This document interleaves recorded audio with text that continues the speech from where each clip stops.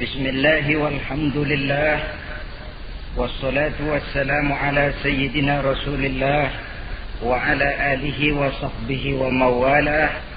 La hawla wa la quwwata illa billah, amma ba'd. Saudara-saudara kaum muslimin rahimakumullah. Suatu hari ketika baginda Rasul masuk ke dalam masjid, didapatinya seorang sahabat tengah khusyuk bertafakur di dalam masjid. Sahabat itu bernama Abi Dzar Al-Ghifari. Dihampiri beliau oleh baginda Rasul, kemudian ditanya, "Hai Abi Dzar, begitu khusyuk dan tafakur engkau di dalam masjid, gerangan apa permohonanmu kepada Allah di tempat yang suci ini?" Abi Dzar menjawab, "Maafkan saya ya Rasul. Saya dari tadi di masjid di sini ini bukan berdoa. Lalu wirid juga tidak. Iktikaf ya setengah iktikaf. Habis kenapa kamu di sini?" "Saya menghindar orang ya Rasul." "Menghindar orang kenapa?" "Terlalu banyak datang orang ke rumah saya nagih hutang. Saya jadi bingung mau pergi kemana. Akhirnya saya pikir tempat yang netral, yang kira-kira orang nggak datang lagi, ya ke masjid di sini. Maka saya lalu ngetem di sini. Model ke masjid bukannya wirid, zikir, takut diuber-uber hutang." Baginda Rasul senyum, lalu beliau berkata, "Hai Abi Dzar, maukah engkau aku ajarkan satu doa yang kalau kamu amalkan Allah akan bebaskan hatimu dari perasaan dililit hutang." Bukan dibebasin hutangnya, dibebasin dari perasaan dililit oleh hutang. Kalau ada doa yang kalau dibaca hutang jadi lunas ya enak. Jadi ini jangan keliru saudara-saudara. Kalau diamalkan hati bebas dari perasaan dililit oleh hutang. Mau ya Rasul? Lalu diajarkanlah doa itu, Allahumma inni a'udzubika minal hammi wal hazan wa minal ajzi wal kasal wa minal jubni wal bukhl wa min ghalabatid dain wa qahrir rijal. Ma'asyiral muslimin rahimakumullah. Banyak di antara kita yang kalau diajarkan satu doa lalu tidak mengukur diri antara doa itu dengan pribadi kita. Padahal syarat di antara kabulnya doa sejak dari adab berdoa sudah diajarkan.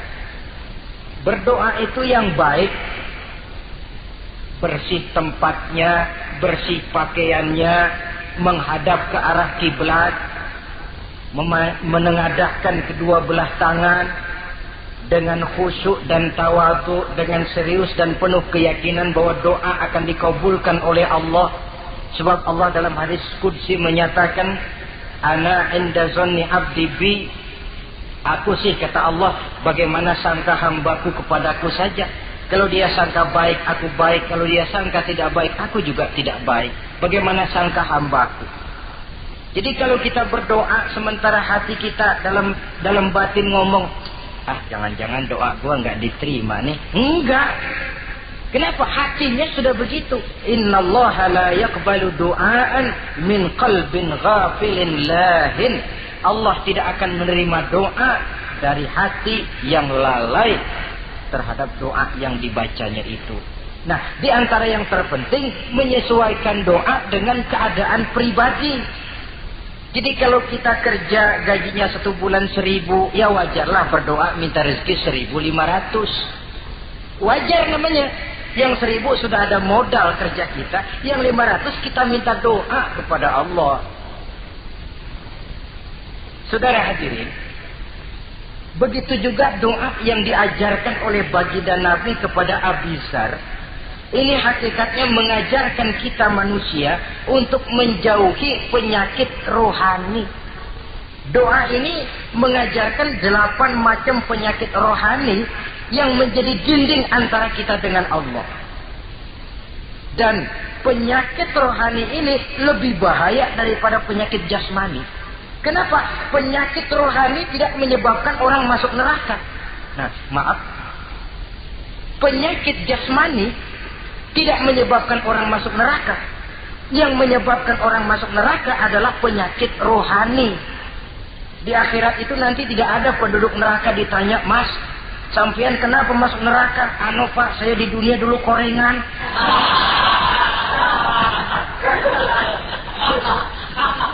Itu korengan, liver, ginjal, darah tinggi, jantung, paru-paru basah, bengek, ampem.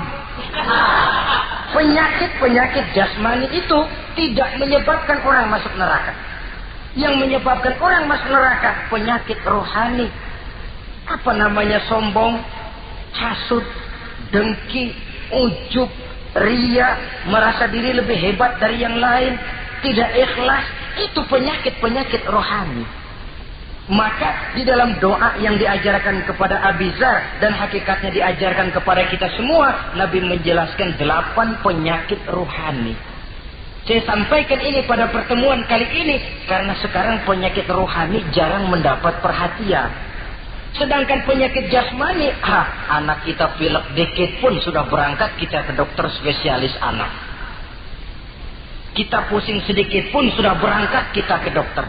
Tapi rohani kita menjerit, batin kita menangis. Kadang-kadang kita pura-pura tidak tahu. Apa penyakit rohani yang ada dalam doa ini? Pertama, a'udzubika minal ham. Aku berlindung kepadamu ya Allah daripada sifat ragu-ragu. Sifat ragu-ragu penyakit batin. Apa yang bisa dikerjakan oleh orang yang selalu ragu-ragu? Bahwa sebelum bekerja harus menimbang, itu perlu. Tapi kalau cuma tiap hari menimbang, kapan memutuskan? Orang sudah kemana-mana, kita masih main timbangan. Maka orang yang ragu-ragu hakikatnya orang yang sudah mengubur sebelah kakinya sebelum berangkat. Ya. Iya, tapi kalau kita nanti jadi salah kan lebih baik nggak usah berbuat. Keliru. Salah karena berbuat lebih baik daripada tidak pernah salah karena tidak pernah berbuat. Saudara salah tapi berbuat masih lebih baik daripada tidak pernah salah karena tidak pernah berbuat. Saudara baca Quran salah lebih baik daripada nggak pernah salah karena nggak pernah baca Quran. Gua nggak pernah salah dong baca Quran. Bacanya kapan? Nggak pernah. Ya paham tuh. Oh nggak pernah baca, kapan mau salah? Saudara hadirin yang saya muliakan, dan orang sering bilang, kegagalan pada hakikatnya adalah keberhasilan yang tertunda. Jadi kalau kita gagal hari ini, besok kita harapkan tidak akan gagal. Gagal besok masih ada hari lusa. Bagaimanapun usaha, kemauan adalah processing. Apalagi usaha untuk memperoleh sesuatu yang bernilai tinggi, bermutu mulia, panjang jalannya, banyak akibatnya, besar godaannya. Processing untuk mencapai sesuatu yang mulia itu prosesnya tidak sekali jadi kayak orang makan cabai. Itu hari dikeletak, itu hari terasa pedesnya. Untuk mencapai sesuatu yang mulia, panjang jalannya, banyak akibatnya, besar godaannya. Tapi bangunan bagaimanapun tingginya harus dimulai dari pondasi pertama. Cita-cita bagaimanapun luhurnya harus dimulai dari langkah pertama yang walaupun kelihatannya sepele, tapi sudah merupakan pondasi ke arah yang lebih tinggi. Kadang-kadang kita ini kan inginnya yang serba cepat, seolah-olah sesuatu yang mulia itu bisa datang lewat proses simsalabim, abracadabra. Lalu yang kita mau terwujud di depan kita, alangkah mudahnya. Dan dari kegagalan-kegagalan akan lahir pengalaman. Dan pengalaman, kata orang Kulon, experience is the best teacher. Pengalaman adalah guru yang paling bijaksana. Kalau adik kita jalan di tempat licin, jatuh, besok dia lewat situ lagi, gak usah dipesen juga dia pasti hati-hati. Kenapa? Pengalaman. Kemarin gue lihat sini jatuh, sekarang harus hati-hati. Tapi kalau belum pernah jatuh, kita omelin kadang-kadang ngotot. Khawatir banget, sebelum juga jatuh, ngomel melulu gitu ya. Tapi satu kali dia jatuh, dia sendiri akan hati-hati. Begitu kegagalan yang kita temukan dalam hidup merupakan nasihat bahwa seorang muslim tidak mungkin jatuh di tempat yang sama 2 kali berturut-turut. Kemarin lewat di situ jatuh lagi, sekarang lewat di situ lagi jatuh lagi, emang goblok dah. Bisa jatuh 2 kali di tempat yang sama kan namanya tidak mengambil pelajaran dari apa yang sudah dia temui. Jadi saudara hadirin, terutama adik-adik remaja, masa depan kalian itu merupakan harapan dari semuanya. Kami yang tua terlalu banyak berharap dari kalian. Sementara hari depan kalian lihat sendirilah. Persaingan hidup makin tajam. Tensi ekonomi makin tinggi. Jumlah angkatan tenaga kerja yang masuk tidak jauh dari seimbang dengan lapangan kerja yang bisa disiapkan. Kalau kita dihambat oleh penyakit ragu-ragu, orang lain sudah berbuat dan kita masih menonton, boleh sangat jadi nantinya kita akan terpojok di sudut-sudut kehidupan untuk lebih banyak jadi penonton daripada jadi pemain. Lebih sering menjadi objek daripada menjadi subjek. Istilah Arabnya lebih sering menjadi maf'ul daripada menjadi fa'il. Namanya juga orang nonton, soknya kan kayak lebih pintar dari yang main. Wajar orang nonton bola ngomel melulu. Itu Maradona tolol. Maradona ditololin. Ajat sederajat goblok, ajat digoblokin. Kalau sudah dia disuruh main ke lapangan, gempor dia nggak bisa nembak. Namanya penonton, dan wajar saja penonton juga kalau nggak surat nggak rame tuh lapangan. Saudara hadirin yang saya muliakan, maka keraguan-raguan akan jadi penyakit yang menghalangi orang pada saat dia harusnya sudah berbuat. Dia malah berpangku tangan. Akhirnya dia akan jadi orang yang ketinggalan kereta. Sementara hidup tidak berjalan mundur ke belakang dan tidak juga berhenti. Tidak ada kata berhenti atau kata mundur dalam hidup. Berhenti kita diinjak orang, mundur kita hancur. Hidup ini seperti cerita tentaranya Tariq bin Ziyad ketika menyeberang ke daratan Spanyol di Selat Jabal Tariq.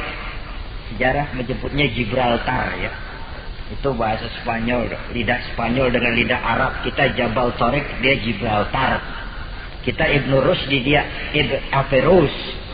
Saudara-saudara, ketika pasukan sudah menyeberang ke daratan, seluruh kapal-kapal ini dibakar oleh Tariq bin Ziyad. Beliau sadar menghadapi tentara yang jumlahnya lebih banyak dari tentaranya sendiri. Maka seluruh kapal dibakar. Lalu beliau pidato di depan tentaranya. Ayuhan nas, ainal mafar, al-bahru min waraikum, wal adu amamakum. Saudara-saudara, sekarang mau lari kemana? Kita tidak punya pilihan lain. Di belakang laut, di depan musuh. Mau pulang, kapal sudah saya bakar semua. Ini termasuk menghilangkan keraguan bala tentaranya. Mundur, kecebur, mati. Maju menghadapi musuh yang jumlahnya jauh lebih banyak, resikonya juga mati. Namun mati maju, mati syahid. Mati mundur, kecebur, mati konyol. Pilih. Ya tentu tidak ada pilihan lain. Menghilangkan keraguan di kalangan tentaranya. Juga menghadapi kehidupan ini. Menimbang adalah perlu, tapi berbuat lebih perlu lagi. Jangan takut salah, karena salah berbuat lebih baik daripada tidak pernah salah, karena tidak pernah berbuat. Kesalahan pada akhirnya akan mendidik kita untuk tidak salah lagi pada masa-masa yang akan datang. Ini penyakit pertama. Penyakit yang kedua, al-hazan. Penyakit duka cita. Manusia itu egonya terlalu besar. Kalau dia kehilangan sesuatu yang dia tidak senangi, atau menemukan sesuatu yang tidak dia harapkan, dia bersedih. Kesedihan itu timbul sebenarnya karena egonya. Bapaknya meninggal, dia sedih. Sebenarnya kesedihannya bukan karena matinya bapaknya, tapi kesedihannya karena dia tidak punya orang tua lagi. Dianya itu yang dia tangisi, akunya.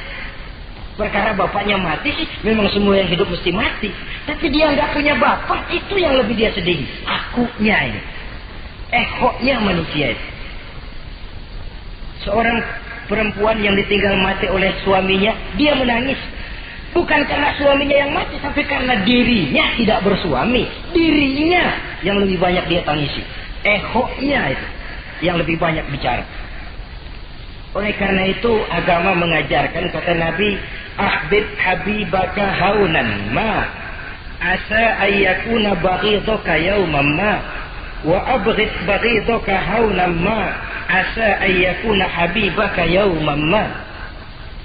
Cintailah apa yang kamu cintai sekedarnya saja. Sebab sangat boleh jadi yang sekarang kamu paling cinta, besok jadi yang paling kamu benci. Tapi bencilah apa yang kamu benci sekedarnya saja. Sebab boleh jadi yang hari ini paling kamu benci, besok akan kamu paling cintai.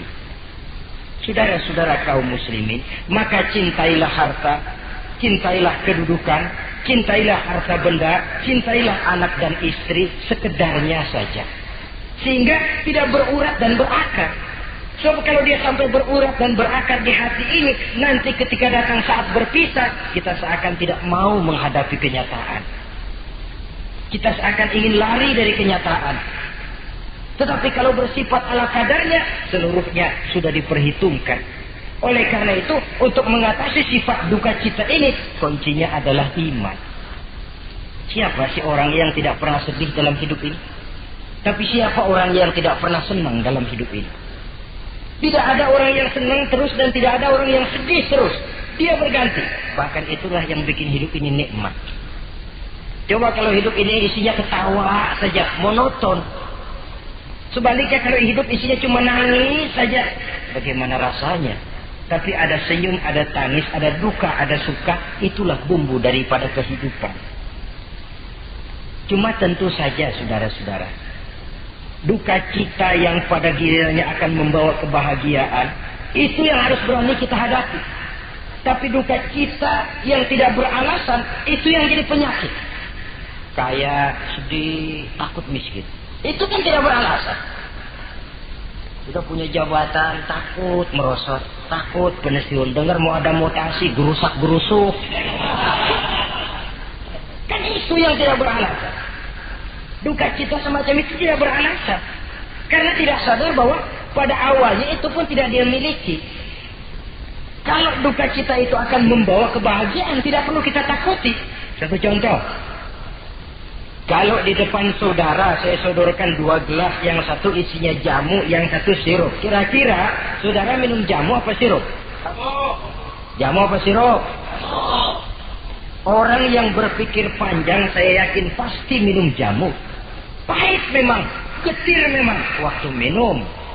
Tapi besok badan sehat, tenaga kuat, gairah kerja ada, semangat hidup tumbuh. Ini orang Islam, orang yang berpikir jauh ke depan. Ke depan kemana? Dia tidak cuma mikir dunia. Dia mikir kubur, alam kubur. Dia mikir akhirat. Maka dia berani minum jamu. Apa jamu itu? Puasa, jamu. Pahit. Memang enak banget puasa. Setengah mati. Sembahyang, jamu. Pahit. Sedekah, jamu. Pahit. Sekarang. Tapi besok kita pulang ke alam kubur. Ya Allah, nikmat alam kubur. Untung kemarin waktu di dunia minum jamu. Waktu di dunia sembahyang, kuburan terasa nikmat. Waktu di dunia sedekah, kuburan dipakein AC. Padahal cuma goceng sedekahnya. Adapun orang yang di luar Islam, dia berpikir pendek. Yang dia lihat cuma yang di depan hidungnya saja. Dia nggak mikirin alam kubur, dia nggak mikir akhirat, yang dia pikirin cuma dunia aja. Kenapa gue mesti minum jamu pahit? Sirup nih, manis. Dia minum sirup. Manis memang waktu minum. Tapi besok, bibir mancung, bengkak, sariawan itu. Saudara-saudara, sholat, sirup, tidak sholat, sirup, manis. Orang-orang puasa, dia tidak puasa, sirup, manis.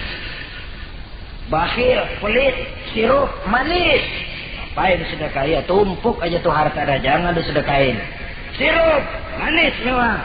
Besok dia pulang ke alam kubur, baru terasa bibirnya pada bengkak. Baru timbul, gua nyesel banget minum sirup kemarin. Jadi saya katakan kuncinya adalah iman. Berangkat dari surah Ali Imran ayat 139.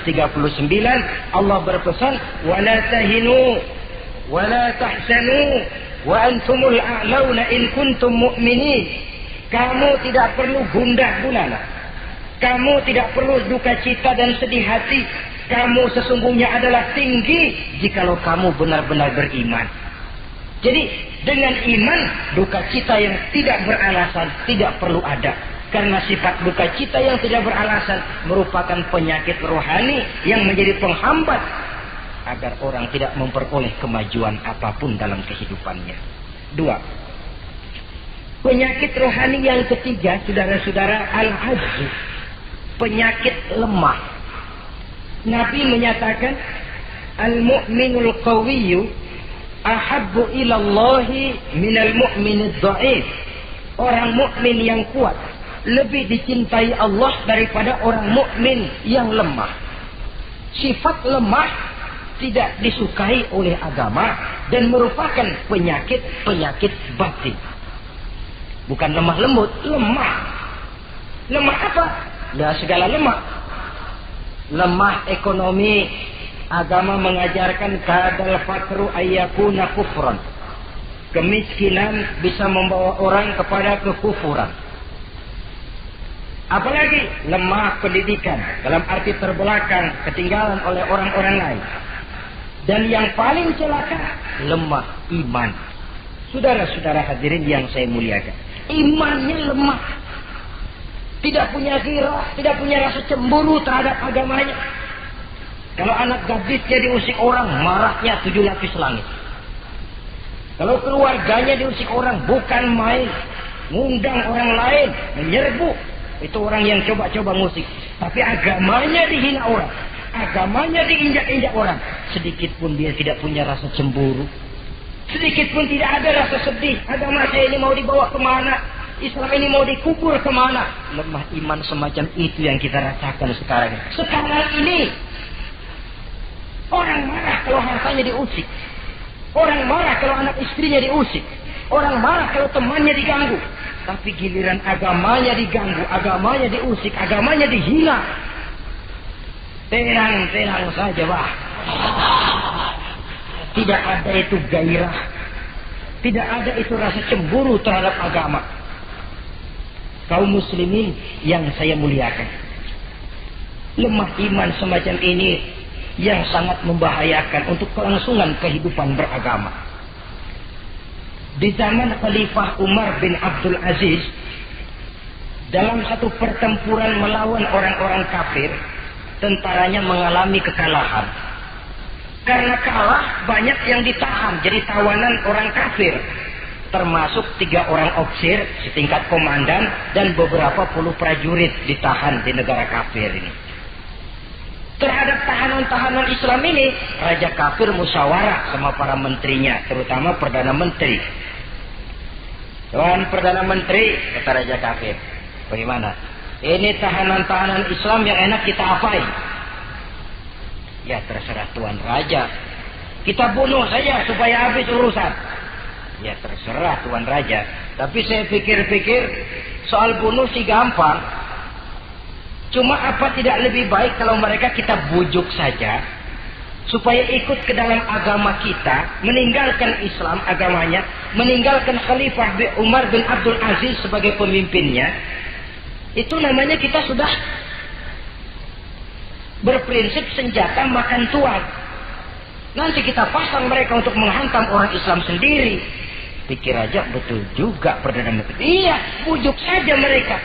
Caranya bagaimana? Adili saja di pengadilan secara terbuka supaya jatuh mentalnya, dia mau keluar dari Islam, ikut ke dalam agama kita.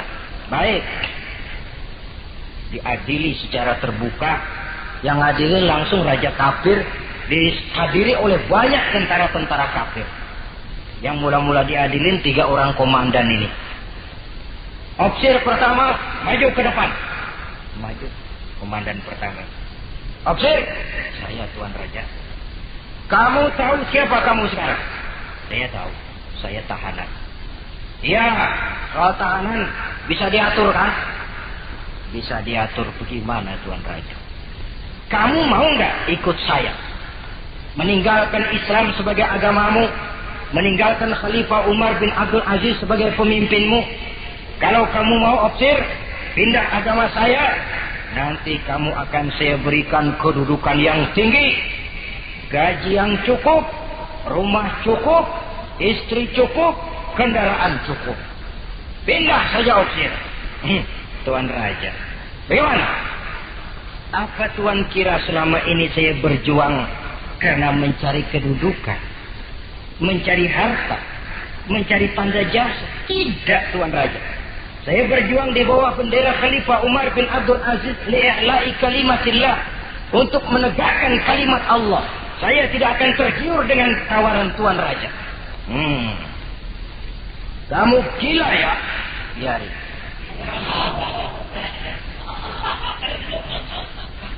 Kamu berani dari kemarin. Opsir. Kalau kamu tetap dengan pendirian kamu, kamu akan saya bunuh. Silahkan Tuan Raja. Lebih baik nyawa terpisah dari badan, asal iman jangan berpisah dari hati. Gila ini. Biarin. Bunuh. Datang Al-Fujur, dipancung kepalanya, putus lehernya dengan badannya pisah. Jatuh kepala itu ngegelinting ke bawah, muter kepala itu kayak orang tua sambil ngaji baca Quran. Tinggal kepalanya saja, bisa dengan badan masih sempat ngaji. Sampai Raja kafir bingung, minggir, ini ada kepala ngaji. Ayatnya yang dia baca, ya ayyatuhan nafsul mutmainnah, irji'i ila rabbiki radiyatan mardiyah. Wahai jiwa yang tenang, kembalilah kamu menghadap Allah dengan ridha dan diridhoi. Engkau gugur sebagai syahid, tidak tergiur oleh bujukan harta, tahta dan kedudukan. Niatmu ikhlas karena Allah, kembalilah menghadap Allah dengan ridha dan diridhoi. Wadkhuli fi ibadi wadkhuli jannati, masuklah ke dalam golongan hamba-hambaku, masuklah ke dalam surgaku.